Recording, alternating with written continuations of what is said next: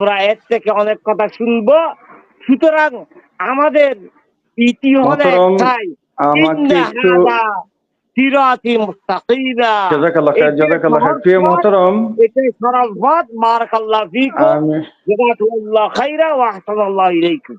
হাইয়াকাল্লাহ। আমি একটু তাড়াহুড়া করছি, এই জন্য মদিনাতুল মুনাওয়ারা থেকে আমাদের অনুষ্ঠান চলবে আর ম্যাক্সিমাম 4 মিনিট। আমরা 4 মিনিটে শেষ করব। আমি এক্ষুনি মাগরিবের নামাজে দাঁড়াতে হচ্ছে। 4 থেকে 5 মিনিট আলোচনার জন্য মুহতারাম শায়েখ মুফতি ইমাম রেজাউল করিম বুরহানি হাফিজাল্লাহকে বিনয়ের সাথে অনুরোধ করছি। আমি একটু বিদায় নিচ্ছি। আসসালামু আলাইকুম ওয়া রাহমাতুল্লাহ। আসসালামু আলাইকুম ওয়া রাহমাতুল্লাহি ওয়া বারাকাতুহু। আলহামদুলিল্লাহি রাব্বিল আলামিন, ওয়াসসালাতু ওয়াসসালামু আলা আকরামিল আমবিয়া ওয়াল মুরসালিন সাইয়্যিদিনা মুহাম্মাদিন ওয়া আলা আলিহি ওয়া আসহাবিহি আজমাইন। কাছের এবং দূরের, দেশের এবং দেশের বাইরের যারা এই মুহূর্তে ডিএফটিভি দেখছেন, সকলকেই আন্তরিক মোবারকবাদ, শুভেচ্ছা জানাচ্ছি। সারা বিশ্বময় ছড়িয়ে যারা আছেন বাংলা ভাষাভাষী, সকলকেই ডিএফটিভি পরিবারের পক্ষ থেকে সরল, সহজ, স্বচ্ছ এবং কোরআন সুন্নাহর দৃষ্টিকোণ উপস্থাপন, সত্য উপস্থাপনের যে দাওয়াতি কাজ রয়েছে, এর পক্ষ থেকে, প্ল্যাটফর্মের পক্ষ থেকে, পরিবারের পক্ষ থেকে আন্তরিক মোবারকবাদ জানাচ্ছি। দীর্ঘ সময়ব্যাপী কথা বলছিলেন উস্তাদ ডক্টর বশির আহমদ হাফেজাহুল্লাহ। আজকে মূলত কি বিষয় নিয়ে আলোচনা হচ্ছিল, সে বিষয়টি আমি যেহেতু নেটওয়ার্কিং প্রবলেমে শুনতে পারিনি, এবং আমাকে কি বলা উচিত, কোন বিষয়ে কথা হচ্ছিল, এই বিষয়টি সরল পথ মুহতারাম, এইটা আমাদের বিষয় হলো সরল পথ। জি, সরল পথ। জাযাকাল্লাহ। আসলে সরল পথ তো, যেহেতু দীর্ঘ সময় কথা বলেছেন উস্তাদ, আমার আর কিছু বলার নেই। আমি ছোট করে কয়েক মিনিটে বলতে চাই। আল্লাহ সুবহানাহু ওয়া তাআলা কোরআনুল কারীমে বলেছেন, ইন্না হাযা সিরাতী মুস্তাকিমান ফাত্তাবিউহু ওয়া লা তাত্তাবিউস সুবুলা ফাতাফাররাকা বিকুম আন সাবিলি। অথবা যদি আমরা ইন্ট্রোডাকশন টু কোরআন সূরা ফাতিহা ধরি, সেখানে ইহদিনাস সিরাতাল মুস্তাকিম সিরাতাল্লাযীনা আন'আমতা আলাইহিম গায়রিল মাগদুবি আলাইহিম ওয়ালাদ-দাল্লিন। এখন আমরা আসলে কোন পথের পথিক? আমাদের তো ঈমানের এমন অবস্থা যে আমরা ইসলামকে, শরিয়াকে কোন রকম বাঁচিয়ে রেখেছি প্রাণ দিয়ে। আমরা খুব দয়া করেছি শরিয়াকে, অথবা ঈমান এনেছি, এটা আল্লাহর প্রতি খুব দয়া করছি, অথবা শরিয়া মানবো, তাও আল্লাহর প্রতি খুব দয়া করেছি। নামাজ পড়ছি মানে আল্লাহ তাআলার প্রতি আমি খুব দয়া করেছি, ইহসান করেছি, না পড়লেও পারতাম। এখন আমাদের অবস্থা হলো এমন যে আমি শরিয়ার বিরুদ্ধে যাব না ক্ষমতায় আসলে, অথবা আমি এর বিরুদ্ধে যাব না। কিন্তু কোন মানুষ এমনটি বলার তো সুযোগই নেই, কারণ মানুষ শরিয়া মানার জন্যই নির্ধারিত, শরিয়া মানার জন্যই আবির্ভূত হয়েছেন। তিনি কেন এই কথা বলতে যাবেন? গোটা জীবন তো উনি শরিয়ার কাছে বিক্রি করে দিয়েছেন। এখন পুনরায় নতুন করে কেন বলতে হবে আমাকে দ্বারা শরিয়া বিরোধী কিছু হবে না? তাইলে বোঝা গেল ডাল মে কুছ কালা হয়, আপনি শরিয়া বিরোধী কাজ করবেন, এটা আগে ইঙ্গিত দিয়ে এনেছেন। দ্বিতীয় বক্তব্য হলো, আসলে জনগণ আমাদেরকে, আমাদের টুপিওয়ালা দাড়িওয়ালা যে মানুষগুলো মসজিদ মাদ্রাসা পর্যন্ত সীমাবদ্ধ আমরা ছিলাম, এবং মনে করেছি যে আমাদের এই রাজনীতি একটা দুর্গন্ধময় অবস্থা, এর মধ্যে আমাদের যাওয়া ঠিক না। এই যে আল্লাহর কোরআনের আয়াত বলছে ইন্না হাযা সিরাতী মুস্তাকিমান, এটা একটা সহজ সরল সঠিক পথ। ফাত্তাবিউহু, তোমরা এই পথের অনুসরণ করো। ওয়া লা তাত্তাবিউস সুবুল, এদিক সেদিক যদি অন্য কোন পথ অনুসরণ করো, তাহলে ফাতাফাররাকা বিকুম আন দীনি, তোমরা আল্লাহর দ্বীনের মেইন রশি থেকে, মেইন জায়গা থেকে, উদ্দিষ্ট জায়গা থেকে তোমরা পদচ্যুত হবে। এই যে কথাগুলো, এখন আমাদের উদ্দেশ্য হলো সিরাতে মুস্তাকিমের পথে চলা। সিরাতে মুস্তাকিমের মধ্যে কিন্তু রাসূল সাল্লাল্লাহু আলাইহি ওয়াসাল্লামের এই যে দীর্ঘ সময়ের রাজনৈতিক জীবনটি রয়েছে, রাসূলুল্লাহ সাল্লাল্লাহু আলাইহি ওয়াসাল্লামের সফলতার, মদিনার এবং মক্কার পরিচালনার যে নীতিমালা রয়েছে, এবং তার পরবর্তী খলিফাগণ যে ইসলামের আদর্শে আদর্শবান হয়ে রাষ্ট্র পরিচালনা করেছেন, এটি মুহাম্মদুর রাসূলুল্লাহ সাল্লাল্লাহু আলাইহি ওয়াসাল্লামেরই দাওয়াতি কাজের সফলতা হতে হয় এবং ধরে নেওয়া যাবে। তাহলে আমরা যদি মনে করি যে শুধু নামাজ, রোজা, হজ, যাকাতের মধ্যেই ইসলাম এবং শরিয়া সীমাবদ্ধ, রাষ্ট্র পরিচালনার ক্ষেত্রে ইসলাম খুব অথেন্টিক নয়, যোগ্য নয়, দৃঢ় নয়, এবং ইসলাম সেখানে মানসম্মত কোনো ভূমিকা পালন করতে পারবে না, বিষয়টি যদি এমন হয়, তা সেটা আমাদের জন্য দুর্ভাগ্যজনক এবং লজ্জাজনক। এবং আমরা গোটা জাতি যে মানে যে শরিয়ার কথা বলে সে আসলে শারিয়া লিখতে কি কি অক্ষর ব্যবহার করা হয় তিনি তা জানেন না। এটা এই জন্য বলছি জানেন না, তিনি জানলে এই কথাটি আর এভাবে তিনি বলতেন না, বলার চেষ্টা করতেন না। দ্বিতীয় বক্তব্য ওনার মনে হয়েছে যে এই কথাটা বললে হয়তো আলেমদের সিম্পিতি পাবো। অনেক আগে আলেমদের সিম্পিতি ওনারা হারিয়ে ফেলছেন। এজন্য হারিয়ে ফেলছেন যে এদেশের ওলামায়ে কেরামও চাঁদাবাজদের বিরুদ্ধে, এদেশের ওলামায়ে কেরাম ও দখলদারদের বিরুদ্ধে। মদ, গাঁজা, হেরোইন, ফেরিসিডল এগুলো আমাদের বক্তব্যের বিষয়, কোরআনের ওয়াজের বিষয় এমনটি নয়, বরং আমাদের হৃদয় থেকে চাওয়া। বরং আমরা তো সেই জাতি, আমাদের ঈমান পরীক্ষার থার্মোমিটার তো এটা, যে তোমার সামনে যদি মিনকুম মুনকারান ফালইয়ুগাইয়িরহু বিয়াদিহি, তুমি তোমার হাত দ্বারা পরিবর্তন করে দাও অন্যায়কে। ফাইল্লাম ইয়াস্তাতি' বিলিসানিহি, যদি এটা দ্বারা তুমি দুর্বল হওয়া সম্ভব না হয় তাহলে জবান দিয়ে বক্তব্য দাও, কথা বলো। সেটাও দ্বারা যদি সম্ভব না হয় তাহলে তুমি অন্তরে অন্তরে ঘৃণা করো। রাসূলুল্লাহ সাল্লাল্লাহু আলাইহি ওয়াসাল্লাম বলেছেন ওয়াযালিকা আদআফুল ঈমান, এটা দুর্বল ঈমানদের চিত্র। আমরা এই আদআফুল ঈমান নিয়ে 200 বছর বেঁচে আছি। হুজুর কি কম আছি কোন রকম, জানি অপরাধ কিন্তু বলতে পারবো না, বলতে নিষেধ। এভাবে করে করে আদআফুল ঈমান আমরা যারা আছি এখন দুনিয়া বেঁচে আছি। এই আদআফুল ঈমান দিয়ে ইকামতের দিন প্রতিষ্ঠা করা কিংবা কোরআনের রাজ কায়েম করা আমাদের দ্বারা সম্ভব নয়। ঈমান পরীক্ষার নীতিমালা যা রয়েছে অথবা ঈমান পরীক্ষার যে রাসূল সাল্লাল্লাহু আলাইহি ওয়াসাল্লামের নির্যাস আমরা হাদিস বলেছি, যে হাদিসটিকে কোট করেছি এবং আপনাদের সামনে উপস্থাপন করেছি, প্রত্যেক দিনী ভাইয়েরা, প্রত্যেক মুমিনগণ, ঈমানদারগণ, উলামায়ে কেরামগণ ওনারা আপনারা কাজ করেন, যে পরীক্ষা করেন যে আমি দুর্নীতির বিরুদ্ধে, অন্যায়ের বিরুদ্ধে, চাঁদাবাজির বিরুদ্ধে, ধর্ষণের বিরুদ্ধে, লুণ্ঠনের বিরুদ্ধে, অপকর্মের বিরুদ্ধে, দেশের সম্পদ পাচারের বিরুদ্ধে আমি কি কথা বলেছি? আমি কি হাত দ্বারা চেঞ্জ করে দিয়েছি? আমি বরং অন্তরে অন্তরে ঘৃণাও করি নাই, বরং আমার দ্বারা এই চুরি করা, আমার দ্বারা দখলদারিত্ব করা, এটা আমার স্বভাবে পরিণত হয়েছে, আমার দলের স্বভাবে পরিণত হয়েছে। এখন আমি বুঝি যে এটা আমার হক। এতদিন খেয়েছে ওরা 15-16 বছর, এখন এটা আমার হক। লঞ্চ ঘাট, তারপরে বাজার ঘাট, এগুলো সব আমাদের আমাদের হক। এটা আল্লাহ তাআলা প্রদান দান করছে 5ই আগস্টের পরে, এই দান আমরা নেয়ামত হিসেবে খাবো। যদি এটা মনে করি তাহলে এটা হবে দুঃশাসন এবং এটা হবে চুরির মতো, জেনার মতো, ধর্ষণের মতো, আকবারুল কাবায়েরের মতো বড় কবিরা গুনাহ। কারণ কোরআনুল কারীম আমাদেরকে বলছে তোমরা ওয়ালা তাতাবাদদালুল খাবিসা বিত-তাইয়্যিব ওয়ালা তাকুলু আমওয়ালাহুম ইলা আমওয়ালিকুম ইন্নাহু কানা হুবান কাবীরা। এতিমদের শানে সরাসরি আয়াত নাজিল হলেও আয়াতের প্রথম প্রেক্ষাপট হলো তোমরা ভালোকে মন্দের সাথে মিশিয়ে খেও না।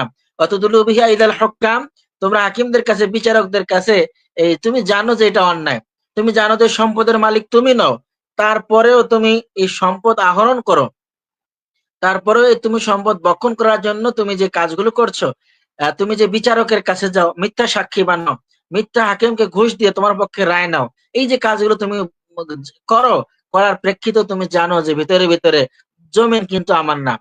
আমি যা করছি, আমি কিন্তু ভোটে জেতার কথা না, আমি রাতে কাজ করছি। আমি কিন্তু এটা হওয়ার কথা না, কিন্তু আমি এটা জোর করে হয়েছে। অততুলু বিহা ইদাল হুকাম লিতাকুলু ফারিকাম মিন আমওয়ালিন নাস, আমি জনগণের সম্পদকে এভাবে বের করে, জনগণের অধিকারকে বের করে আমি নিজের নামে নিয়ে আসছি, এটা আমি জানি। শুধু এই কাজগুলো মানুষ করতে করতে একটা সময় মানুষ অন্যায় করতে করতে অন্তরটা কালো হয়ে যায়। এই কালো অন্তরের বিষয়ে রাসূলুল্লাহ সাল্লাল্লাহু আলাইহি ওয়াসাল্লাম বলেছেন যে অন্তরে কালো দাগ পড়ে এবং এটা অনেক বড় হয়ে যায়। আর কোরআনুল কারীম 2 নম্বর সূরা বাকারা ইন্ট্রোডাকশন আল্লাহ বলেছেন খাতামাল্লাহু আলা কুলুবিহিম ওয়া আলা সামি'হিম ওয়া আলা আবসারিহিম গিশাওয়া ওয়া লাহুম আযাবুন আযীম। আল্লাহ তাআলা তাদের অন্তরে মোহর মেরে দিয়েছেন, মানে এত কালো ঝং পড়েছে, এখন ব্যক্তি অপরাধ করলে অপরাধ বোধ নাই, বোধ শক্তি নেই, সেন্স নাই তার মধ্যে, সেন্সলেস। অর্থাৎ এই ব্যক্তির মধ্যে এখন আর কোনো সেন্স কাজ করে না। এক কথায় এটাকে ননসেন্স বলা যেতে পারে। ননসেন্স বললে রাগ হতে পারে, কারণ যে লোকটি নামাজ পড়ে না ননসেন্স, যে লোকটি চুরি করে ননসেন্স, যে লোকটি চাঁদাবাজি করে ননসেন্স, যে লোকটি ধর্ষণ করে ননসেন্স, যে লোকটি টেন্ডারবাজি করে ননসেন্স, যে লোকটি রাষ্ট্র ক্ষমতা অবৈধভাবে পেতে চায় ননসেন্স, কমন সেন্স তার কিছুই নাই। তাহলে কি করবে? ওটা কোরআন বিশ্ব বিবেকের সেন্স নিয়ে কথা বলেছে। কোরআন আমাদের কি বলেছে? ফাতাবিরু ইয়া উলিল আলবাব, ফাতাবিরু ইয়া উলিল আবসার, হে জ্ঞানীরা, তোমাদের জন্য কোরআনের কথায়, কোরআনের বক্তব্যে, কোরআনের মাওয়াইজা হাসানার মধ্যে তোমাদের জ্ঞানের খোরাক রয়েছে, এখান থেকে নাও, নিয়ে রাষ্ট্র পরিচালনা করো, এখান থেকে নিয়ে তোমরা সমাজ পরিচালনা করো, রাজনীতি পরিচালনা করো, দেশ পরিচালনা করো, কারণ তোমাদেরকে আল্লাহ সুবহানাহু ওয়া তাআলা ওয়াদা করেছেন, ওয়াদাল্লাহুল্লাযীনা আমানু ওয়া আমিলুস সালিহাত লায়াস্তাকলিফান্না। আল্লাহ তোমাদেরকে ওয়াদা করেছেন, তোমাদেরকে অবশ্যই লামে তাকিদ নুনে তাকিদ দিয়ে বলেছেন খেলাফত দান করবেন। খেলাফত আল্লাহ আমাদেরকে দান করবেন। আল্লাহ তাআলার এত কি দায় ঠেকছে আমাদের বাসায় এনে খেলাফত দিয়ে দেওয়া? আমরা আমরা আসলে খলিফার যোগ্য হয়েছি কিনা সেই বিষয়টাও আমাদের জানা দরকার। আমাদের একটু আমরা কম দিবেন না? এই রাষ্ট্র পরিচালনা করতে পারবো এই কিনা সেটা আমাদের যোগ্যতার দরকার। কারণ মহাগ্রন্থ আল কোরআনুল কারীম ২ নম্বর সূরা, সূরা বাকারার ৩০ নম্বর আয়াতের মধ্যে আল্লাহ সুবহানাহু ওয়া তাআলা বলেছেন, ইন্নী জাইলুন ফিল আরদি খলিফা, আমি জমিনে খলিফা তৈরি করতে চাই, আমি জমিনে খলিফা বানাতে চাই, প্রতিনিধি তৈরি করতে চাই। এই যে প্রতিনিধি বানাতে চান, তৈরি করতে চান, প্রতিনিধি আমাদের নিয়োগ করেছেন। এক একটি মানুষ এক একটি প্রতিনিধি, এক একজন মানুষ এক একজন প্রতিনিধি। আল্লাহ সুবহানাহু ওয়া তাআলার পক্ষ থেকে আমি যদি প্রতিনিধি হই, তাহলে আল্লাহর বক্তব্য যে আমার জন্য যেমন ফরজ, আপনি রিকশাওয়ালা আপনার জন্য তেমন ফরজ, আপনি দিনমজুর আপনার জন্য তেমন ফরজ, আপনি চাষী আপনার জন্য তেমন ফরজ, আপনি মাছ চাষ করেন মাছি আপনার জন্য তেমন ফরজ, কৃষকের জন্য তেমন ফরজ, ড্রাইভারের জন্য তেমন ফরজ, টিচারের জন্য তেমনই ফরজ। আমি একটা ইমাম ঠিকাদারি নেইনি আল্লাহ তাআলার, কারণ খলিফার মধ্যে আপনিও আছেন। দ্বিতীয় বক্তব্য, খলিফার এখন সব তাদের নিজের কর্ম ভুলে গিয়েছে। তারা এখন নিজেদের কর্ম ভুলে গিয়ে নগদ চাপাও হাত পেতে না, বাকির খাতায় শূন্য থাক, দুনিয়ার যা আছে সব অর্জনের জন্য আছে। আমরা আসলেই দোয়া করি, রব্বানা আতিনা ফিদ দুনিয়া হাসানা, দোয়াটা এরপরে ওয়াকিনা আযাবান নার, আমার মনে হয় আর কি এমন। অফিল আখিরাতে হাসানার কথা ভুলে গিয়েছি। আখিরাতেও যে আমাদের হাসানা দরকার, আমাদের যে আখিরাত নামক একটা জায়গা রয়েছে, সেখানেও যে আমাদের আল্লাহর কাছে হিসাব নিকাশ দিতে হবে, উপস্থাপিত হতে হবে, এই বিষয়গুলো আমরা ভুলে গেছি। আর না হয় একটা মানুষ কত নির্লজ্জ হলে ধর্ষণ করে, কত নির্লজ্জ হলে তার হাজবেন্ডকে বেঁধে রেখে ধর্ষণ করে, কত নির্লজ্জ হলে একটা মানুষকে ৪ জন মানুষ ৫ জন মানুষ টেনে হেঁচড়ে ধরে, আর ২ জন মানুষ কোপায়, একজন মানুষ লোহা দিয়ে হাতুড়ি দিয়ে মারে আর বলে চাঁদা দিবি কিনা বল, বাসায় এখনই ফোন দে, টাকা তাড়াতাড়ি পাঠাইতে বল। এগুলো তো মানুষের কাজ না, অমানুষের কাজ এবং জাহান্নামীদের কাজ। এই কাজগুলো চলছে, বাবাকে বেঁধে রেখে মেয়েকে ধর্ষণ, এই যে এই কাজগুলো, যে কালচার গুলো এখন হয়েছে। এরপরে চাঁদাবাজির কোনো আমি নির্দিষ্ট কোনো ব্যাকগ্রাউন্ড দিয়ে কথা বলতে পারবো না, আজিম বলতে হয় এক কথায়। কত রকম সিস্টেমে চাঁদাবাজি করা যায়, এমনকি আপনার ভ্যান গাড়ি থেকেও চাঁদা নেওয়া হয়েছে, এমনকি আপনার ছোট্ট একটু জায়গায় দাঁড়িয়ে বেচা কিনা করবে পান বিক্রেতা, তার থেকেও চাঁদা নেওয়া হয়েছে। এখন যে জায়গায় ২০ লক্ষ টাকার মাল নেই, সে জায়গায় গিয়ে ২০ লক্ষ টাকা চাঁদা দাবি করা হয়েছে। আজকে এক তাঁতি শিল্পর ভাইয়ের অবস্থা দেখলাম, তার সব সুতাগুলো কেটে দিয়ে মারধর করে সব লোকজন বের করে ২০ লক্ষ টাকা চাঁদা দাবি করা হয়েছে। চাঁদা অবশ্য দাবি করেছেন হয়তো আজরাইল আলাইহিস সালাম, আসমান থেকে আল্লাহ তাআলা পাঠাইছেন। এই দেশের কেউ এই চাঁদা দাবি করে নাই।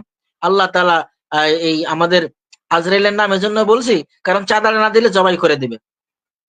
এখন তো দোষ তাদের ছাড়া আর কাউকে দিতে পারি না, জামাতকে দিতে পারি না, চরমনাইকে দিতে পারি না, আওয়ামী লীগ তো মাঠে নেই, আছে বিএনপির ভাইয়েরা, তাদেরকে চাঁদাবাজ বলে তারা আমার প্রতি খুব মন খারাপ করবেন এবং তাদের বদ্দুয়া আমি পেতে পারি। এই জন্য আমার মনে হয় এই কাজগুলো আল্লাহর ফেরেশতারা করেন, এই চাঁদাবাজি গুলো ভিন গ্রহের মানুষগুলো করেন। আমরা সবাই ভালো মানুষ এবং আউলিয়ে কামেল। আমরা যেহেতু ওলিদের সাথে হাত মিলানো শুরু করেছি, পীরদের সাথে হাত মিলানো শুরু করেছি, মাজার জিয়ারত শুরু করেছি, আমাদের মধ্যে তো এখন আল্লাহর অলির ভাব শুরু হয়ে গেছে, আমাদের এখন ফ্লেভার সুগন্ধ ছড়ায়। প্রিয় সুধী, এই কথা বলার কোনো সুযোগ নেই যে শরিয়ার বিরুদ্ধে আইন করব না, বরং এই কথা শরিয়ার বিরুদ্ধে যাব না, যেতে পারি না, বরং এই কথা বলা উচিত শরিয়ার বাইরে এক চুল আমি হাঁটবো না। আমি আগামী নির্বাচনে যদি আমি প্রার্থী হই, শরিয়ার বাইরে আমি এক চুলও হাঁটবো না। যদি হাঁটি, তাহলে যদি বাপের বেটা হন, জন্মের বৈধতা ঠিক থাকে, তাহলে ওমর ফারুকের মধ্যে বলেন, যদি আমি আল্লাহ এবং আল্লাহ রাসূলের বিধান অনুযায়ী রাষ্ট্র পরিচালনা করি, ফাআতাউনি, তখন তোমরা আমার এতাআত করবে।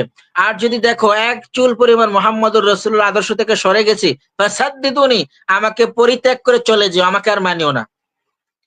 ওমর ফারুকের এই প্রথম খুতবা। আর শেষের দিকের আগের খুতবা হলো, খুতবার মাঝে এক লোক দাঁড়িয়ে বলল, আপনার এত বড় জামা কেন?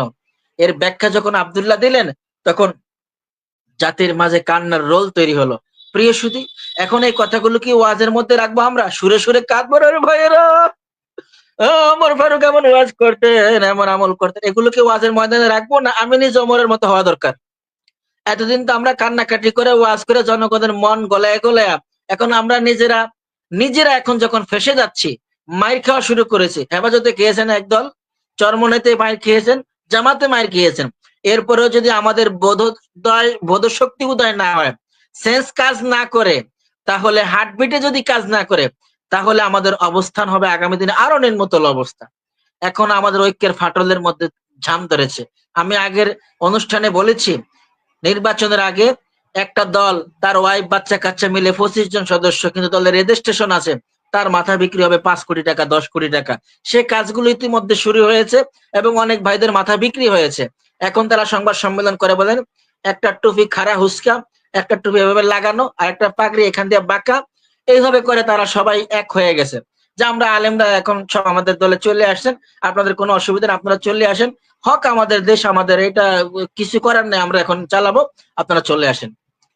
আপনি যদি আলেম হওয়ার পর শরিয়ার বিধান প্রতিষ্ঠার ক্ষেত্রে ন্যূনতম সেন্স আপনার মধ্যে না কাজ করে, না মনটা জ্বলে, না প্রাণটা আপনার মধ্যে খুচাখুচি করে, বোঝা যাবে আপনার মধ্যে কুফর নেফাক ঢুকেছে, আপনি কুফরির হালতে আছেন। ফামাতা আলাল কুফর, আপনি মারা গেলে কুফরির উপরে মারা যাবেন। কারণ আকিমুস সলার জন্য ইমাম থাকে, কমিটি থাকে, মসজিদ থাকে, এসি থাকে। আর আকিমুদ্দিনের জন্য কি থাকে? কে আছে আকিমুদ্দিনের জন্য? কে কাজ করবে? আপনি আর আমি তো আকিমুদ্দিন ওয়ালা তাতাফাররাকু, এই কথা বললে বলে তারাবি পড়াই, এই কথা বললে বলে ওয়াজ করি, ইনিল হুকমু ইল্লা লিল্লাহ, এই কথা বললে বলে ওয়াজ করি, এই কথা বললে বলে নামাজ পড়াই। এই আয়াতটি বাদ দিয়ে দেন, দিলে তারাবি ঠিক হয় কিনা, খতম হয় কিনা দেখেন। কোরআনের একটি ওয়ার্ড অস্বীকার করলে কাফের হয়ে যায়। আর আমরা কতগুলো ওয়ার্ড অস্বীকার করছি, কতগুলো আইন আল্লাহর বিধান অস্বীকার করছি। এখনো যদি সচেতনতা না আসে, কোনো ভাই যদি মনে করেন একা আমার উপরে কি গেছে, আমি কি ইসলামের কি, আমি দেশের কি, আমাকে দ্বারা কি দরকার? হ্যাঁ, আপনি একা কাজ করেন, একা আপনি দাওয়াতি কাজ করেন, একাই আপনি হকের উপরে লড়েন। আমার একটি হাদিস মনে পড়েছে, রাসূল সাল্লাল্লাহু আলাইহি ওয়াসাল্লাম বলেছেন, লা তাকুমুস সাআহ, কিয়ামত ততক্ষণ পর্যন্ত হবে না, হাত্তা ইউকালা ফিল আরদি আল্লাহ আল্লাহ, যতক্ষণ পর্যন্ত জমিনে একজন আল্লাহওয়ালা লোক থাকবে। তার মানে একজন লোক যদি একামতের দিন প্রতিষ্ঠার জন্য কাজ করে, একজন লোক যদি শরিয়া প্রতিষ্ঠার কাজ করে, একজন লোক যদি আল্লাহ তাআলার জমিনে আল্লাহর বিধান প্রতিষ্ঠার জন্য কাজ করে, তাহলে আল্লাহ ততক্ষণ পর্যন্ত কিয়ামত দিবেন না। ওই লোকগুলো আমাদের দরকার। এজন্য প্রিয় সুধী, ইন্না হাযা সিরাতি মুস্তাকিমান ফাত্তাবিউ, অনুষ্ঠানের শিরোনাম সহজ পথ, সরল পথ। এই সরল পথে আমরা চলে আসি। এই সরল পথে চলে আসলে আল্লাহর বিধান ছাড়া কোনো পথ নেই। আল্লাহ তাআলা আল্লাহর বিধান এদেশে কায়েম করার এবং আল্লাহর বিধান দিয়ে দেশ ও জাতি পরিচালনা করার শান্তির ছায়াতলে আমাদেরকে একত্রিত থাকার আল্লাহ তাআলা তৌফিক দান করুন। হাযা মা ইনদি ওয়াল ইলমু ইনদাল্লাহ, আলাইহি তাওয়াক্কালতু ওয়া ইলাইহি উনীব। আসসালামু আলাইকুম ওয়া রাহমাতুল্লাহি ওয়া বারাকাতুহু। ওয়ালাইকুম আসসালাম ওয়া রাহমাতুল্লাহি ওয়া বারাকাতুহু। জাযাকাল্লাহ খায়ের প্রিয় মুহতারাম, আপনাকে অনেক ধন্যবাদ চমৎকার ভাবে আপনি শেষ করার জন্য। আমরা আসলে মদিনাতুল মুনাওয়ারায় সালাতুল মাগরিব আদায় করতে পেরেছি, আল্লাহর শুকরিয়া, আলহামদুলিল্লাহ। আর আমাদের অনুষ্ঠানটাকে এখন থেকে না, বেশ আগে থেকে আমরা চেষ্টা করছি 40 থেকে 45 মিনিটের ভিতরে শেষ করবার। স্টুডিও থেকে একটা পরামর্শ, সবগুলো মিডিয়া থেকে, মানে অনুষ্ঠানগুলোকে আমরা একটু হ্যান্ডসাম টাইমের ভিতরে শেষ করবো ইনশাআল্লাহ বিদিনিল্লাহ। আজকেও 1 ঘন্টা পেরিয়ে গেল, যেতে হলো। আমরা সামনে থেকে একটু গুছিয়ে একটু ইনশাআল্লাহ সময়টাকে একটু সুন্দর করে সময়ের লাগাম টেনে ধরবো। মানুষ আজকাল ব্যাপক ব্যস্ত, অনেক সময়ব্যাপী ইসলামী আলোচনাগুলো শুনতে চায় না। এটা আমরা গবেষণা করে দেখেছি যে আরেকটু তাড়াহুড়া, আরেকটু সুন্দর করে, আরেকটু ছোট্ট সময়ের ভিতরে রিয়েল মেসেজটা আমরা ইনশাআল্লাহ দিয়ে দিব। আপনারা তো আল্লাহর শুকরিয়া কয়েক ঘন্টার আলোচনা মাত্র কয়েক মিনিটের ভিতরে প্রস্ফুটিত করতে পারেন, এটা গোটা জাতির জন্য সত্যি একটা রহমত। ইহদিনাস সিরাতাল মুস্তাকিম, আল্লাহ সুবহানাহু ওয়া তাআলা উম্মাতাও ওয়াসাতাও কোরআনে বলেছেন, এবং so as the straight way, সরল সহজ সুন্দর প্রগতির সরল সোজা পথের দাওয়াতের কথা বারবার বলেছেন। আল্লাহ সুবহানাহু ওয়া তাআলা আমাদেরকে ইহদিনাস সিরাতাল মুস্তাকিমের পথে চলার তৌফিক দান করুন। সকলের সুস্বাস্থ্য কামনা করে, নেক হায়াত কামনা করে, গোটা জাতির কল্যাণ কামনা করে আজকের মতো অনুষ্ঠানটিকে শেষ করতে চাই। ওয়া আখির দাওয়ানা আলহামদুলিল্লাহি রাব্বিল আলামিন। ওয়া আসসালামু আলাইকুম ওয়া রাহমাতুল্লাহি ওয়া বারাকাতুহু।